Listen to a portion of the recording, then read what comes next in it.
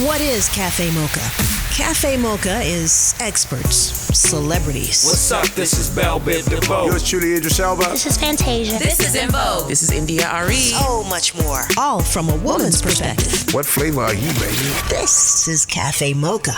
This is Cafe Mocha with comedian and Emmy Award winner Lonnie Love, hip-hop diva and TV chef Yo-Yo, and I'm Angelique, producer and journalist. We're celebrating the best of the HBCU First Look Film Festival, and we had plenty of big names there, including Lynn Whitfield. She's up next. Actress Lynn Whitfield was there educating aspiring filmmakers and actors. We sat down with her and asked, you've done a lot of memorable roles on TV and film. Is there a favorite? I don't know. You have to say the role that, defined you, that was, the groundbreaking role that put you in the category you always wanted to be in, of course, was Josephine Baker, where I, it took 7 months to choose the woman who would be able to carry that role to the finish line. So it was a long, hard, I fought long and hard to deserve the honor that I really felt should be mine. So Josephine Baker, I did that. I got the Golden Globe nomination, won the Emmy, fell in love, married the director, had my child. So it defined me and catapulted me into a role of dependability, an actress who can do it. There's not many films that has any woman, but particularly a Black woman, in almost every frame of it. So that was it. But did I love Brandy Webb, who, says, don't tap dance on a woman's heart? That was important. That's an important theme, because I've been hurt. So many people are hurt in love. I knew that would be universal. Lady May, and speaking of a woman who was a queen of her own domain, who really loved the Lord, but had lots of challenges. That was, in fact, a role that I was able really to grow in and embellish and make more. And they just continue. I mean, I just kind of did the same in a new film with Malcolm D. Lee. That's not even out there yet. But what I'm very grateful for is that I have done many roles where the audience and the fans still remember the names of the characters, that they still quote the characters, so that I've been involved in characters and stories that stand the test of time. Absolutely. We're talking to actress Lynn Whitfield. Cafe Mocha with the best of the HBCU First Look Film Festival. If you're in an HBCU or a recent grad, you can go to hbcufirstlook.com, click on Challenge, and submit your film. During that weekend, there are tons of opportunities to get knowledge from industry pros like Lynn Whitfield, who was at the festival. One of my all-time favorite movies is Eve's Bayou with the young Megan Good, Jurnee Smollett. You're the family matriarch, and Sam Jackson's wife. I imagine today's actresses watched that and were inspired. What kind of movies inspired you as a kid? We were just talking about Eve's Bayou, where people play them year in and year out. And when I was a little girl watching movies with Bette Davis and Audrey Hepburn and Marilyn Monroe and stuff with my grandmother in Baton Rouge, Louisiana, I said, I want to be in classics. I don't want, just disposable entertainment that you do something, you work hard, and it comes and goes and nobody cares. Right. So I've been very blessed to have some of those. And at this point, I want at least 3 or 4 more, maybe one every 2 or 3 years, that will continue that gift that I've been given of being remembered. So you've done comedy, drama, stage, film, TV. Is there something on your list of roles that you absolutely want to play? Girl, there's so many. Well, I did get to do a dramedy in Albany Road, which did not have the distribution that it needed, but I got to be funny and dramatic all at the same time. I want to do more dramedy. I believe that people of a certain age still, nobody wants to be alone. People are human beings. Human beings are meant to share life, and I want to explore that, in love stories. dramedies, romantic comedies, that explore that.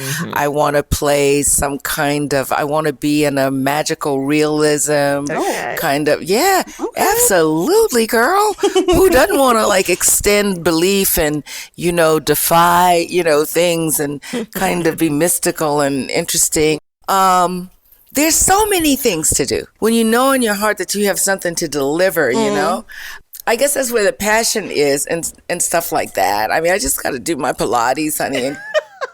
Great.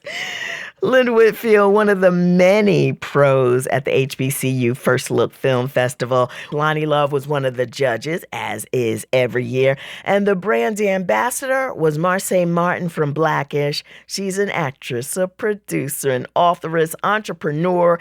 And she talks about what's required to wear all those hats. Getting out there and doing the work at any age, at any time. I think it's like two scales, right? You know, some people are like, you're too young to do this or whatever. You should be waiting until you're 30-something or whatever. But then you also got the 20-somethings being like, oh my gosh, I'm so behind because there are so many people my age trying to do this. And I feel like as a whole, just whatever age, whatever time, when you have an idea, when you have a story to tell, when you have something unique to your story that you want to push out there, just go for it.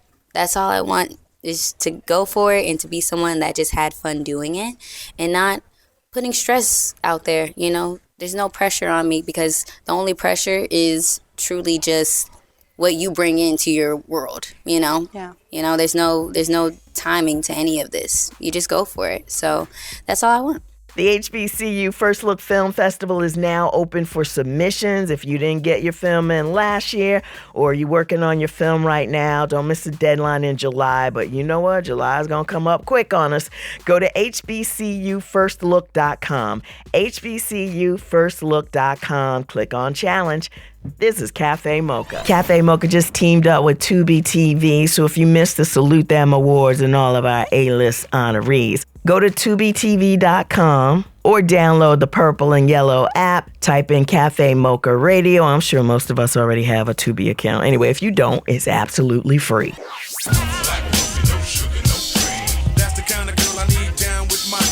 Standing in solidarity from a woman's perspective. It's Cafe Mocha. Cafe Mocha with Lonnie Love, Yo-Yo, and I'm Angelique, celebrating 15 years of Conversations for the Culture.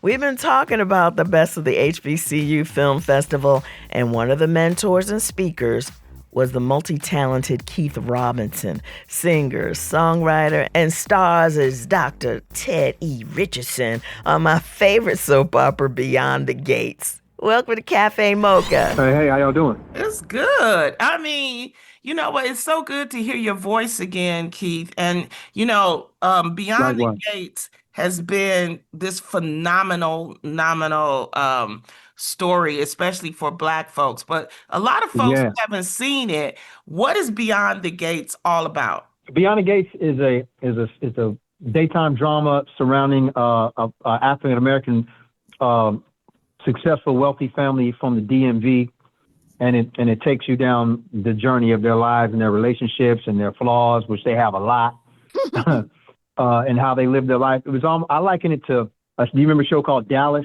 back in the day, or Knots Landing, or it's like that? But it's a new age, version for this culture for African Americans. I mean, it's the first soap opera that has a predominantly all Black cast, and it's beautifully shot and well done, and I got nothing but good things to say about it. So hopefully people will catch on. I have nothing but good things to say about it too. The second, I'm not really a daytime TV watcher. Angelique loves it, Keith. I'm sorry. I watched the first episode and I was like, shoot. And then I had to watch the second and the third. Then I'm calling Mom. Yeah, it's addictive. Yeah, the clothes, the jewelry. Yeah. Where did that from? Oh, look at that. Anyway, go ahead. Yeah. It's well done. It's definitely.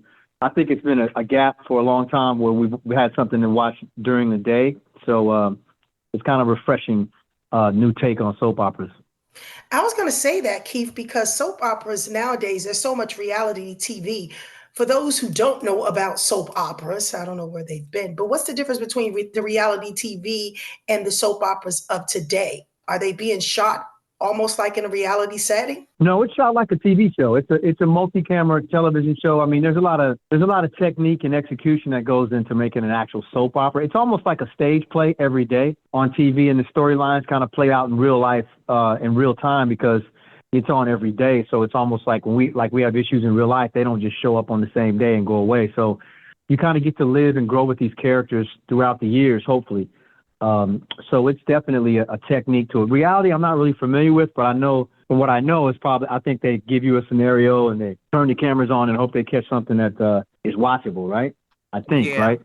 Yeah. He said, I think. Yeah. What I love about Beyond the Gates, this is one of the first projects that was actually developed in is a collaboration between CBS Studios and the NAACP. Yes.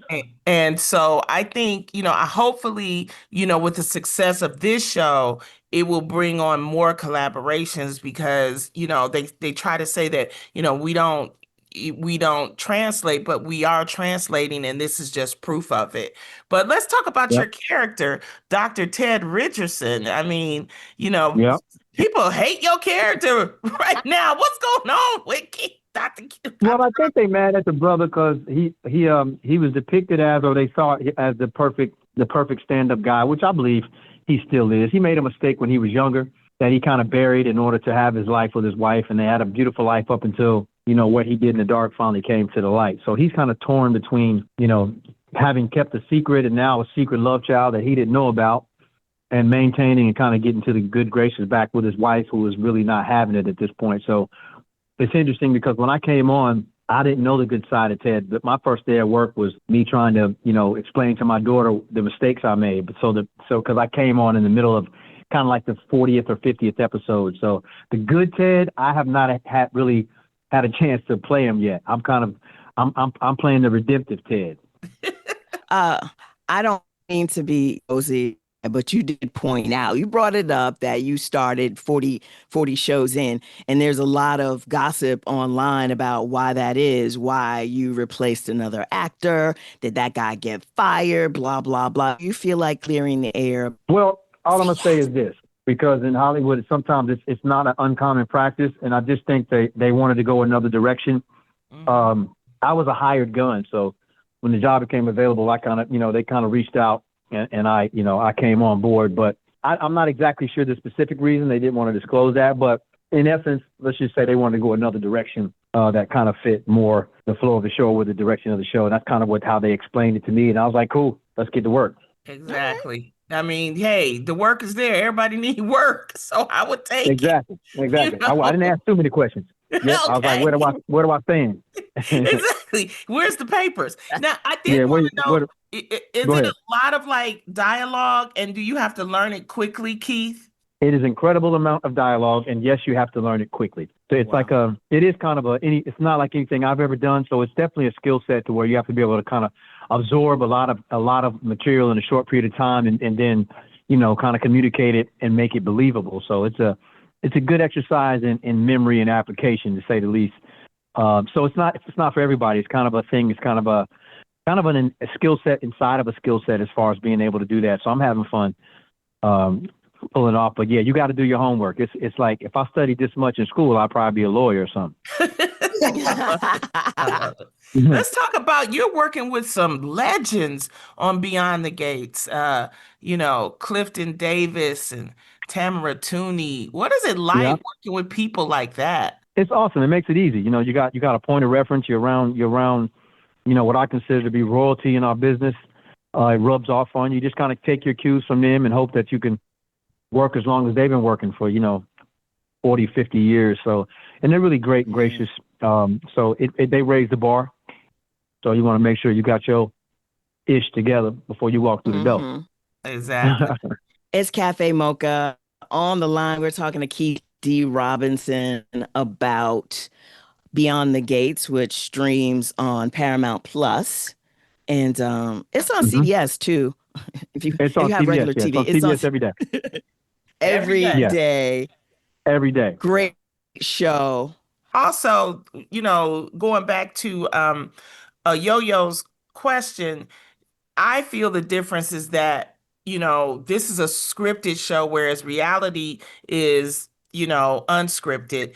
And I think that you're able to control the narrative. I think people want to escape. And I think it shows the importance of people wanting to see other people, but also it's important. And I don't know how your feeling is about this, Keith, but I think that it helps other cultures to see that Black folks are just like them, you know? Mm-hmm. Mm-hmm. So, Exactly. It's a great point of reference. I mean, for those who don't know that side of us, which is very predominant, there's a multitude of wealthy Black communities and Black professionals in this country and across the world. So to get a chance to depict it is important. And for our young kids, to see a guy that's portraying a professional actor, portraying a plastic surgeon or a psychiatrist. And so I think it's so positive for them to be able to see, to give them a point of reference. I love that. It's Cafe Mocha on the line. Keith D. Robinson. We've been talking about Beyond the Gates, but he's also a musician, and he has a new music coming out called Forever Babe. It was released in July, and he has an upcoming album, Love Episodic 2. I am so excited about this. Can you tell us about the album, Keith? Well, it's called Love Episodic. I put out an album a few years ago called Love Episodic 1. It's kind of a play on, I kind of wrote every song as if it was an episode, kind of a really dramatic storytelling body of work about my life the last, 3 or 4 years. So I'm excited for people to hear it. I mean, I think people mostly know me as an actor, but I really came into the business as a singer-songwriter. I had a record deal, and I kind of fell into the acting. So my journey has really been making the people aware that, I do music for real. So I'm hoping this album will enlighten everybody. And listen, I'm telling you, y'all was watching the trailers for the movie and learning about I was listening to all of the songs. I'm like, wait, Keith has music and you sound so good. I didn't really know that your background was music first, but digging into your songs and listening to them, you are far better than, I love your singing. Can you tell us? I appreciate that. Was it acting first, music first? Like, what's the first love? I can't tell. You sound so good at it. It was music. Yeah, it was music first. I mean, the only reason we moved out to LA was to re-sign. We signed with Motown. We got out of that deal, kind of got caught in an executive shift, which I'm sure y'all know about. And we ended up being a free agent touring around Atlanta. And then we decided, hey man, if we want to really get signed, we got to go to New York or LA. So we loaded up the car and we headed out to LA. And then once I got out to LA, shortly after, I kind of explored into an acting class, and that kind of started my acting career at the same time. So I've been doing both at the same time, but I think, film and TV is such a huge platform. When people see you there first, that's kind of the box they put you in, and then it's your job to kind of crawl out of that box and show that you do more than you're a two-sport athlete, I guess. And these lyrics are so sexy. Who's writing these lyrics for you, Keith? That's all me. That's all me.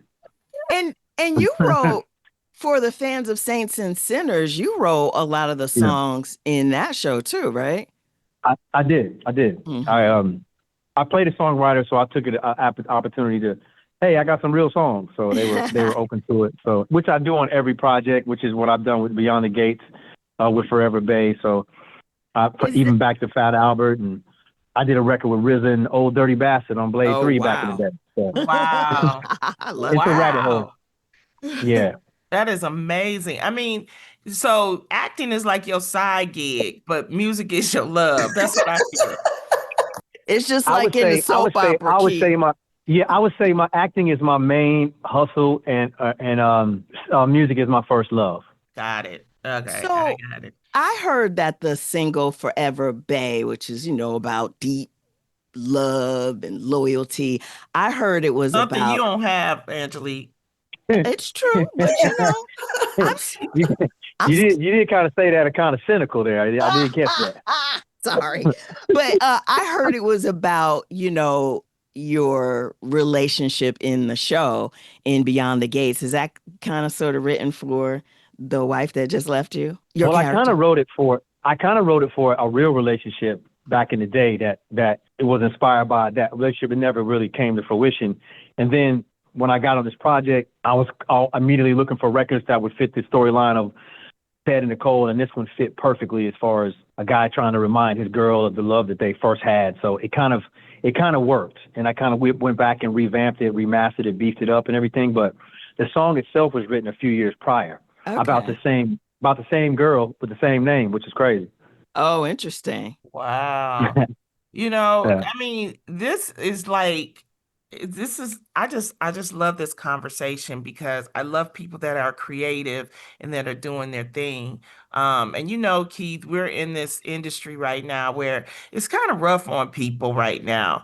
What do you say to people that's like, what are some advice that you could give to people for, hanging in there, even though you might have a dream and it's not really coming to fruition right now? I mean, I think that's the key. You said it, is you got to hang in there and kind of, enjoy it. Try to keep the main thing, and the reason why you even got involved or had an inkling that you could pursue it. Try to stay in that energy, but continue to work, continue to get better as you're waiting for the doors to open. Get good at knocking, and just try to, focus on the process and the love of it and just getting better and finding opportunities. And eventually, the universe opens up for you. I'm a true believer of that, because I mean, for every project I've gotten in between, it's been 1,000 no's. I mean, it's mostly no. So you got to really love it. So, and it is tough. The game is changing now, so it is a little tough. But at the same time, with social media, you're able to create your own platform if you have the consistency and the desire to do it. So it's really how you approach it. Are you gonna do any touring soon or in the future? Absolutely. We were talking about that this morning. I'm trying to figure it out around my shooting schedule because it's pretty heavy towards the end of the year, but I'm hoping I'm going to do some spot dates this year. And then at the top of the year around Valentine's Day, we want to do a tour, and work the record from there, work the album. The whole project will be out. A few more singles will be out. So it'll be enough in the pipeline. I mean, my thing now is just really talking to people like you ladies and other platforms and performing, just really making people aware that I do music, because there's still a large majority of people that don't even realize that I'm actually a singer-songwriter. Like me, I was like, oh my God, Yeah. you have to listen to the album. Our listeners have to go and check out this new album. I'm blown away. I'm impressed.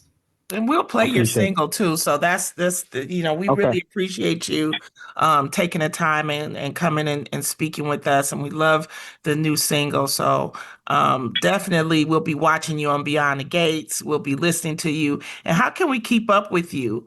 My social media is Keith Sings. It's like my first name and SINGS. That's my IG. And my TikTok is King Avery. But basically, Keith Sings across all platforms is really the easiest way to reach out, holler, hit me, and I'll hit you back. It's really me.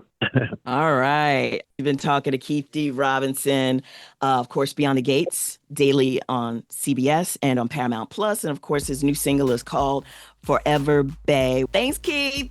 Thanks so much. I appreciate you. Thanks, Keith. Take care. All right. Thanks. All right. Take care. Cafe Mocha just teamed up with Tubi TV. So if you missed the Salute Them Awards and all of our A-list honorees, go to tubitv.com or download the purple and yellow app. Type in Cafe Mocha Radio. I'm sure most of us already have a Tubi account. Anyway, if you don't, it's absolutely free. We're at Cafe Mocha Radio.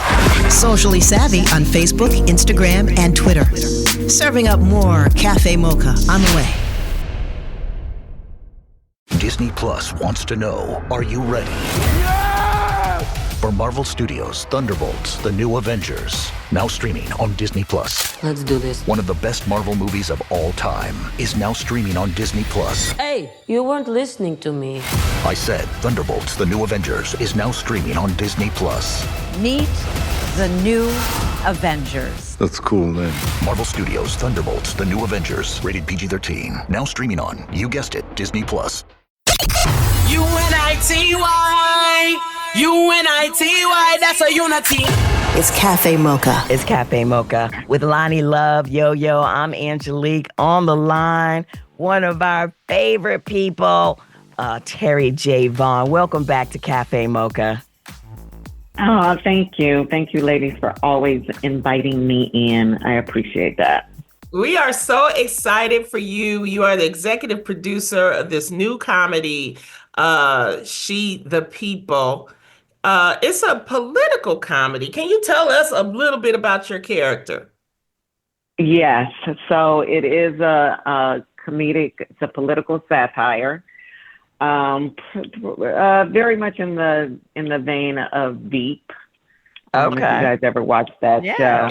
Yeah. And so my character is Antoinette Dunkerson, and we start the season with her running for lieutenant governor in the state of Mississippi. Oh, Lord. And yes, so all the things, just that everything that was in that oh Lord, that's exactly what we get to unpack on our show. So I think she's smart. She's worked her ass off. She comes from very humble beginnings. She basically grew up in the hood. Her family is still very hood, though she's, just been smart and worked her way up through politics. And now she's in the space where she is going to become the first Black female lieutenant governor in the state of Mississippi. Wow. And, watching her, we get to watch her code switch, in the political space. There's one way, but then when she's with her family and her friends, it's a whole nother version of her. She gets to let loose a little bit more. A little bit or a lot? There's a lot that she has to deal with. A lot that she has to, the governor, he's a very red, white Republican figure, and watching her have to deal with him, and he's racist and he's belittling in a fun way that she has to find out how to navigate through that. So watching her juggle that, and she has 2 kids. She's a single mom, co-parenting with her ex-husband. She has her ghetto ass cousin is her assistant. And, and she's trying to really make a difference in her state, for her community, for her people. And she runs up against a lot of, just a lot of blocks, a lot of roadblocks that she has to navigate through. I love it. She the People is the second series under Tyler Perry's multi-year first look creative partnership with Netflix, which he's writing, producing, and directing films and faith-based features. To me, Terry, we've been in this business a long time. And to be able to have this type of project, is this something that you always hope would come through someone like a Tyler Perry? Yeah, well, this is a project. So I've always wanted to have my own television series. I've been, on the ground pitching for the past at least 20 years. Wow. Show ideas. And this show is a show that came to me about, and literally when I say came to me, I mean came to my spirit about 7 or 8 years ago, when my girlfriend, London Breed, became the first Black female mayor of the city of San Francisco. Yeah. And watching all the stuff that she had to go through, knowing her upbringing, her background, I've always been really proud of her. And then once she got put in that position, just all the stuff that she had to deal with. Oh boy, and did she? It was always, so it was always a great story for me. Like when she became mayor and she won, and she had to do this whole special election because they just was not having it, and she still won. I was like, oh my God, that would be a great television series, because I've always loved Veep. And I was like, that would be so good. This Black girl from the hood, she works her way up, she's in politics, and she becomes the mayor of this great city. So I've always thought that story was amazing, and it could be told in a very comical way so that we can address some really serious, hard issues that we have to deal with in real life, but being able to make it more digestible through a comedy lens. What was that, 2023, when the writer's strike and the actor's strike happened? And none of us, all our jobs went away. All of my work went away. And I was sitting at home and I was like, this cannot be okay. I cannot be in this position. What can I do? And so I was like, let me pick up She the People. And so I picked it up. I called Naya. I was like, Naya, look, I know we're all on strike, but would you be willing to write a proof of concept that if I can put a team together to shoot a proof of concept of this show, would you write it? And she was like, hell yeah, let's do it. And so during the strike, we were at work. We were writing this, getting this together. Because of the topic of the show, I thought it would be really important to have someone who was well versed in this world, this political world, and someone that I liked, of course. And so I thought of Keisha Lance Bottoms. And I reached out to her. And I was like, look, Keisha, I'm putting together this show. I would love to tell you about it. And so she met with me. I told her the show idea and she loved it. She was like, Terry, I love this idea and absolutely whatever you need from me. I'm in. I'm down. And I was like, what? Oh, what a blessing. And I just wanted to remind people that Keisha Lance Bottoms was I know people in Atlanta know her, but she was the mayor of Atlanta. Yeah. Yes. She was our wonderful mayor here in Atlanta and went on to be on the advisory team for Biden. So, this is really her wheelhouse. And having her to be able to share stories of things that she has experienced, being in that world as a Black woman, it just added more meat for our stories. And so we did. So we shot this proof of concept. Just put all our heart and soul into it. And when the strike was over, I had my team, my agents, I was like, look, you guys, I got this product. And I showed them, everyone loved it. I was like, I want to pitch it. I want to pitch it for a show. And so they started sending it out. And everyone that called, every meeting that was set up, I'm thinking, let's get prepared for this pitch, guys. And they were pitching us why they should be the ones to do our show. Wow. And that never happened to me. That had never happened to me. Cafe Mocha just teamed up with Tubi TV, so if you missed the Salute Them Awards and all of our A-list honorees, go to tubitv.com or download the purple and yellow app. Type in Cafe Mocha Radio. I'm sure most of us already have a Tubi account. Anyway, if you don't, it's absolutely free. Here's your dose of espresso. Strong, hot news now. This is the Espresso on the red carpet of the HBCU First Look Film Festival. We spoke with LaToya Foster, who oversees the DC Film Commission. Don't give up. Keep posting. Keep telling those stories. Never accept no as an answer. Someone is going to give you that big break. You just got to keep pushing. The blessing is in the pressing. Singer-actor Keith Robinson talked about why he participated in the HBCU First Look Film Festival. I think to kind of give us, the people who look like us, who are younger than us, a point of reference to know where they come from, to push the culture forward. I think it's important we do our part. And for Cafe Mocha Salute Them celebration, Stellar Award-winning gospel singer Anthony Brown paid tribute to Jasmine Crockett. I admire her a great deal. I respect the work that she's doing. I respect the fearlessness that she shows and standing in the face of some big adversaries, but speaking her truth and standing for principles. Go to HBCUFirstLook.com, submit your film right now. That's the Espresso. UNITY, that's a unity.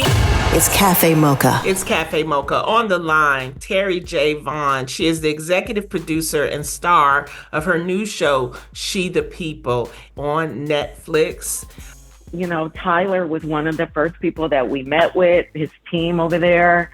And, they laid out the case why they were the best ones. And like, okay, y'all decide what y'all want to do. And I'm so thankful. I am so thankful that he's the team that we teamed up with, because it has been the most beautiful, the most exciting, the most collaborative project that I have ever been able to work on. Nice. And he gets it.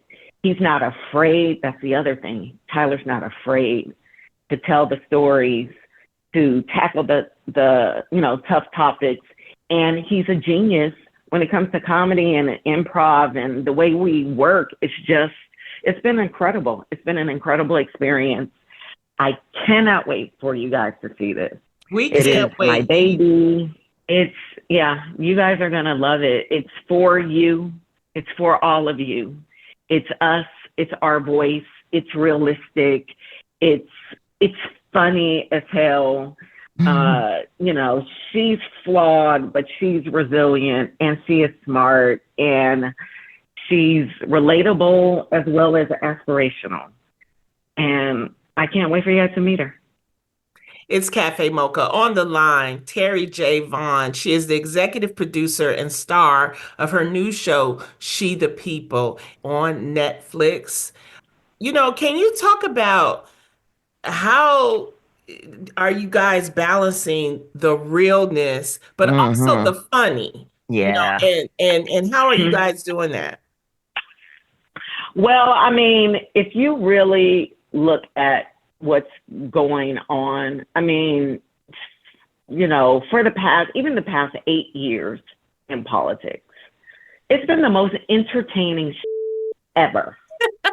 It's been extremely entertaining. Yes. It's been the highs and the lows. It's been laughter. It's been tears. It's been all the things. Mm-hmm.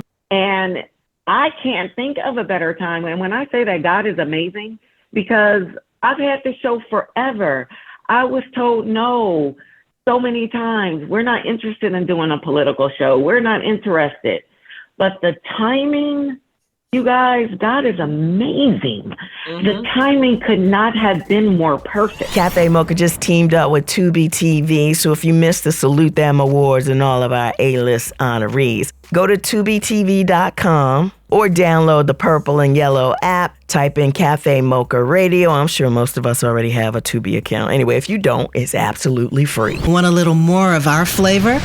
Stay right there. It's Cafe Mocha. It's Cafe Mocha. On the line, Terry J. Vaughn. She is the executive producer and star of her new show, She the People, on Netflix.